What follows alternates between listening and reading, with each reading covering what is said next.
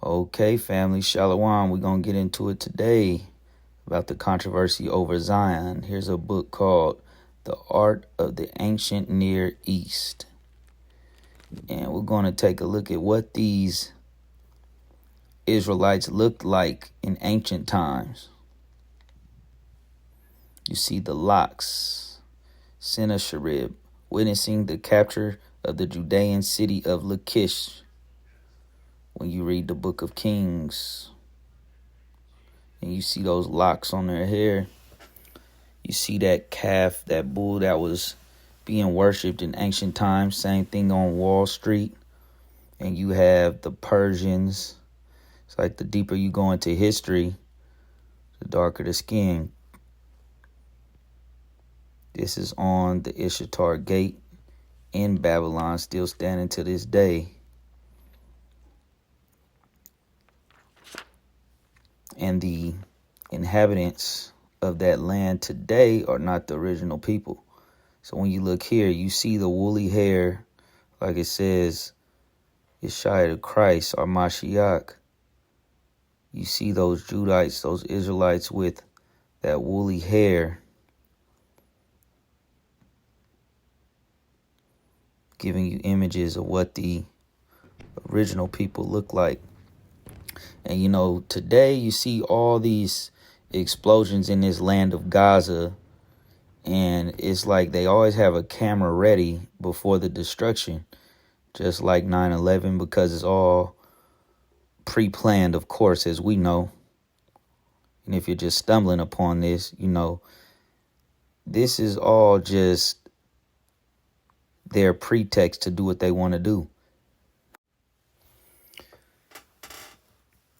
And, you know, in that land, when you go to the book of Joel, chapter 3, verse 1, it reads, "For behold, in those days and at that time, when I shall bring again the captivity of Judah and Jerusalem, I will also gather all nations and will bring them down into the valley of Jehoshaphat and will plead with them there for my people and for my heritage Israel, whom they have scattered among the nations and parted my land."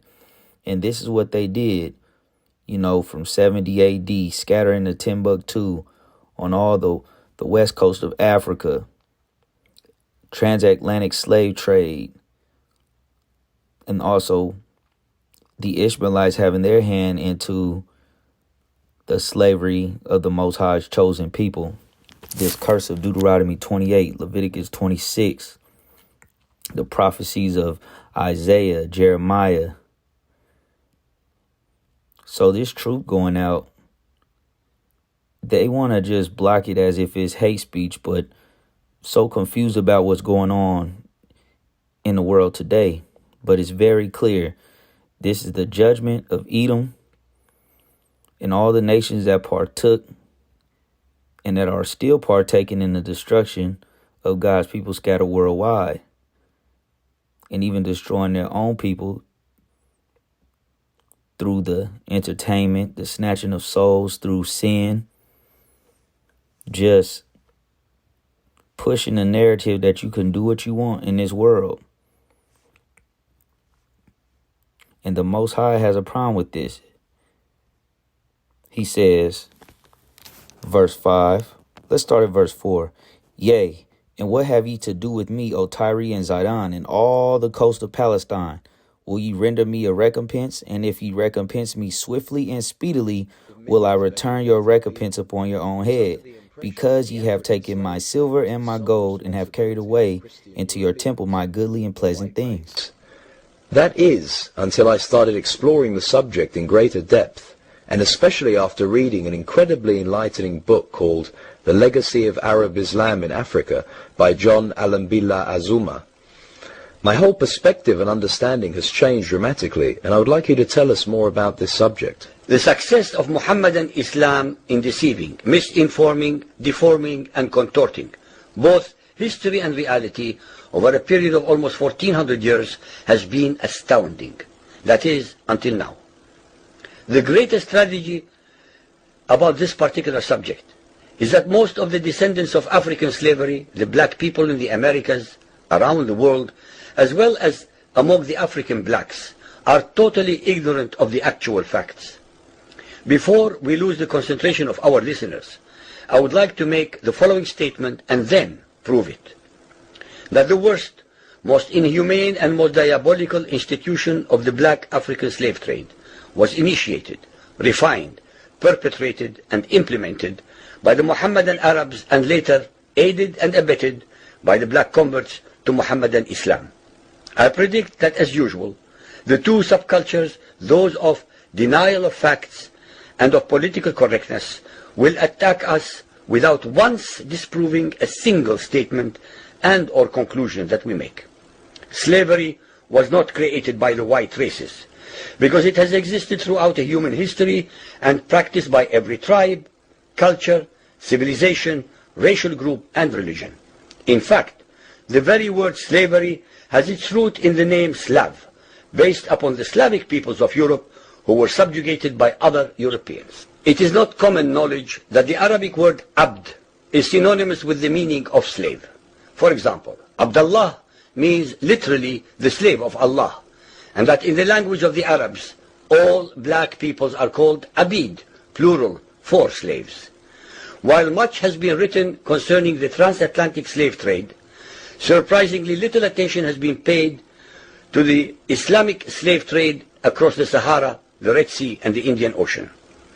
While the European involvement in the African transatlantic slave trade to the Americas lasted for just over 3 centuries, the Arab involvement in the African slave trade has lasted 14 centuries, and in some parts of the Mohammedan world is still continuing to this day.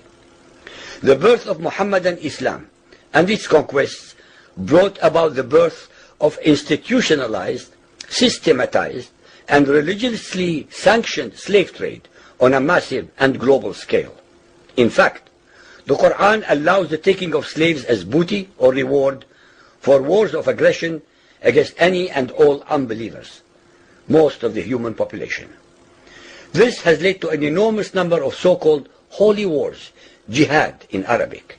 There was and is absolutely nothing holy about these wars, which are primarily to plunder, slaughter, rape, subjugate and rob other human beings of their wealth, produce, freedom and dignity. Mohammedan Muslim states and tribes attacked other non-Muslim groups to achieve these objectives.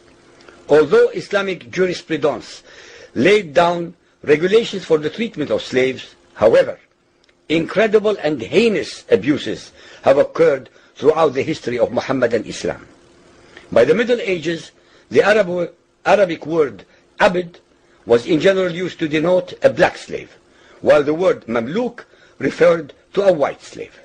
Ibn Khaldun, 1332 to 1406, the preeminent Islamic medieval historian and social thinker, wrote, "The Negro nations are, as a rule, submissive to slavery, because they have attributes that are quite similar to dumb animals." It should also be noted that black slaves were castrated based on the assumption that the blacks had an ungovernable sexual appetite. When the Fatimid Caliphate came to power in Egypt, they slaughtered all the tens of thousands of black military slaves and raised an entirely new slave army. Some of these slaves were conscripted into the army at age 10. From Persia to Egypt to Morocco, slave armies from 30,000 to up to 250,000 became commonplace. The Islamic slave trade took place across the Sahara Desert, from the coast of the Red Sea, and from East Africa across the Indian Ocean. The Trans-Sahara trade was conducted along 6 major slave routes. Just in the 19th century, for which we have more accurate records, 1.2 million slaves were brought across the Sahara into the Middle East, as well as a further 450,000 down the Red Sea and 442,000 from the East African coastal ports. That is a total of 2 million black slaves just in the 1800s. At least 8 million more were calculated to have died before reaching the Muslim slave markets. A comparison of the Islamic slave trade to the American slave trade reveals some extremely interesting contrasts. While 2 out of every 3 slaves shipped across the Atlantic were men, the proportions were reversed in the Islamic slave trade. 2 women for every man were enslaved by the Muslims. While the mortality rate of slaves being transported across the Atlantic was as high as 10%, the percentage of slaves dying in transit in the Trans-Sahara and East African slave market was a staggering 80 to 90%. While almost all the slaves shipped across the Atlantic were for agricultural work, most of the slaves destined for the Muslim Middle East were for sexual exploitation as concubines, in harems, and for military service. While many children were born to the slaves in the Americas, the millions of their descendants are citizens in Brazil and the United States of today. Very few descendants of the slaves that ended up in the Middle East survived. While most slaves who went to the Americas could marry and have families, most of the male slaves destined for the Middle East were castrated, and most of the children born to the women were killed at birth. It is estimated that possibly as many as 11 million Africans were transported across the Atlantic, 95% of which went to South and Central America, mainly to Portuguese, Spanish, and French possessions. Only 5% of the slaves ended up in what we call the United States today. However, a minimum of 28 million Africans were enslaved in the Muslim Middle East.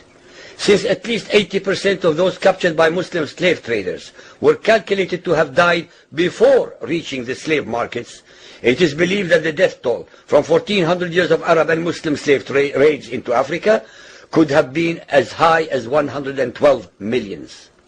When added to the number of those sold in the slave markets, the total number of African victims of the trans-Saharan and East African slave trade could be significantly higher than 140 million people. What is obscene about this whole subject is the Muhammadan, Muslim, and Arab culture of denial regarding their complicity in the African slave trade, as well as the ignorance of black Muslims about the reality of their past and present conditions. The statistics and reports above are based upon the logbooks kept at the African slave ports, ship logs, travelers' reports, eyewitness accounts, etc. Ladies and gentlemen, the facts and reality of Muhammadan Islam's complicity in the slave trade and their inhuman depravity are infinitely more devastating, more staggering, and more incomprehensible than all the nightmare fiction. Let's go to the book of Zephaniah chapter 2 verse 1. Gather yourself together, yea, gather together, O nation not desired, before the decree bring forth, before the day pass as a shaft, before the fierce anger of the Lord come upon you, before the day of the Lord's anger come upon you. Seek ye the Lord, all ye meek of the earth, which have wrought his judgment. Seek righteousness, seek meekness. It may be, ye shall be hid in the day of the Lord's anger. For Gaza shall be forsaken, and Ashkelon a desolation. They shall drive out Ashdod at noonday, and Ekron shall be rooted up. Woe to the inhabitants of the sea coast, the nation of the Cherethites.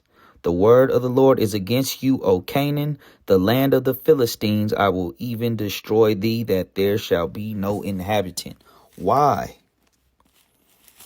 Why? Because they must make way, and they're not telling people who the true children of Israel is, that they took them into captivity together. And now their own people is paying for this. This is the devil's world, and they have laid in bed with the devil. Let's jump down to verse 7. And the coast shall be for the remnant of the house of Judah. So there will be no peace there because the real people aren't in the land. We're going to go to the book of Isaiah chapter 2 and verse 3. And many people shall go and say, Come ye, and let us go up to the mountain of the Lord, to the house of the God of Jacob, and he will teach us of his ways, and we will walk in his paths. For out of Zion shall go forth the law, and the word of the Lord from Jerusalem. And he shall judge among the nations, and shall rebuke many people. And they shall beat their swords into plowshares, and their spears into pruning hooks. Nation shall not lift up sword against nation, neither shall they learn war anymore. So that land of Israel, there will be no more war when the Most High puts the children of Israel back in the land. Let's go to the book of Jeremiah, chapter 49, verse 7. Concerning Edom, thus saith the Lord of hosts, is wisdom no more found in Teman? Is counsel perished from the prudent? Is their wisdom vanished? Because all this lying going on, the Most High is waking up his people that is just shedding a light on all this darkness and lies in the earth. And that's what time it is. It's time for the world to wake up. Let's jump it down to verse 9. If grape gatherers come to thee, would they not leave some gleaning grapes? Wouldn't they leave a little grapes? A thief, right? If these by night, they will destroy till they have enough. And these people just stay destroying the earth and destroying the Most High's people and all people. But I have made Esau bare. I have uncovered his secret places, and he shall not be able to hide himself. His seed is spoiled, and his brethren and his neighbors, and he is not. Leave thy fatherless children, I will preserve them alive. And let thy widows trust in me, because the Most High is going to have a slaughter in Basra like Isaiah chapter 63 talks about. His son Christ, and they're not teaching this. So the controversy over Zion, that land, the people in the world today, especially in Babylon, don't know history, don't know why. So never feel bad about not continuing in your walk because people don't understand and not trying to understand, because it requires change from the Most High. Wash yourselves, make you clean like the book of Isaiah says. So with that, family, praise is edifying for you. Praise the Most High, Ahaya, Ba'ashim Yeshaya, Kodash Wak.